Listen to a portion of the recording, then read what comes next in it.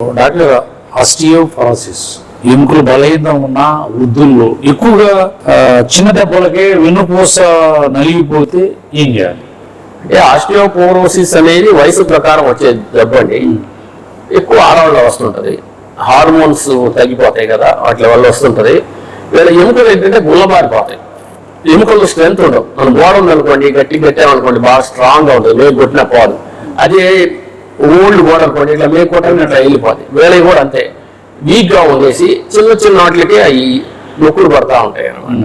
అవి బాగా నొక్కుంటే వాటికి స్క్రూలు వేసి బిగించడమే, లేకపోతే వర్టిబ్రోప్లాస్టీ అంటాం. దాంట్లో సిమెంట్, బోన్ సిమెంట్ ఎక్కిస్తాం అనమాట. ఇట్లాంటివి చేస్తే కొంతవరకు ఉంటుంది. ప్లస్ ఆస్టియోజెనిసిస్ కి మందులు ఇస్తారు, ఆస్టియోపోరోసిస్ రాకుండా కొంతవరకు.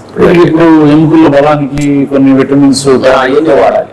విటమిన్ D3 అలాంటి ఇప్పుడు ఎక్కువ అవేర్నెస్ వచ్చింది కావున వాడుతుంటే దానివల్ల ఉపయోగం కొంత ఉంటుంది. వెట్రోబ్రోప్లాస్టీ లేదా క్రైపోప్లాస్టీ ద్వారా ఎముకల నొప్పులను ఎలా తగ్గిస్తారు? వెట్రోప్లాస్టీ అదే నేను చెప్పింది. వర్టిబ్రోప్లాస్టీ అంటే ఇప్పుడు ఒక ఎముక ఇట్లా నొక్కుంది అనుకోండి, దానికి ఏం చేస్తామంటే ఓల్డ్ పీపుల్ వాళ్ళ సర్జరీ పెద్ద విత్స్టాండ్ గారు అందుకని చెప్పి ఒక నీడిల్ పాస్ చేస్తాం ఆ ఎముకలోకి.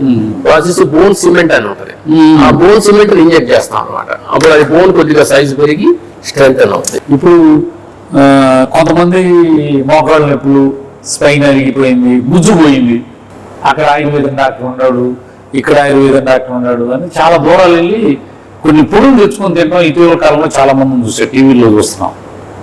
ఇది నిజంగా ఎన్నో కోర్సులో గుజ్జరిగిపోయి ఈ L5 L4 దెబ్బతిని నిజంగా అలాంటివి ఉన్నమాట వాస్తవమే. ఈ సోషల్ మీడియాలో వస్తున్నాయి, నమ్మి అంతవరకు వెళ్ళవచ్చు. అవన్నీ ఇదండి, అవన్నీ ప్రూవ్డ్ కాదు.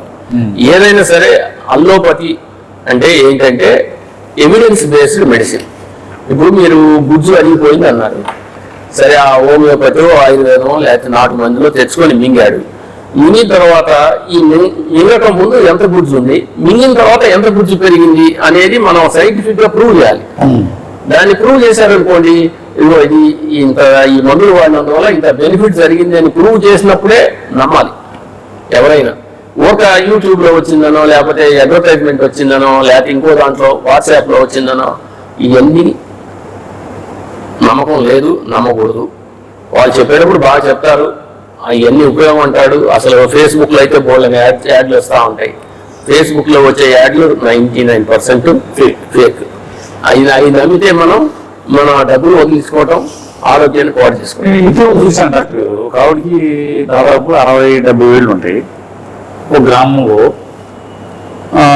కర్ణాటకలోనో బెంగళూరులో ఎవరో ఋషిలాగా ఏదో అడవుల్లో మందు పొడి డబ్బాలు పంపిస్తున్నారు.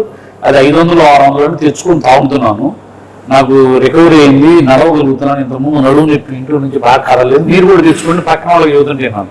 నిజంగా అప్పుడప్పుడు ఉపశమనం ఇచ్చే ఏమైనా కెమికల్స్ లాంటివి టాబ్లెట్లు ఏమైనా కలుపుతారా, లేకపోతే కొంత స్టెరాయిడ్స్ సంబంధించినవి అవి సంబంధించినవి ఉంటాయి. వాటి వల్ల టెంపరీగా మనకి యూఫోరియా, తగ్గిపోయిన ఫీలింగ్ కలుగుతుంది.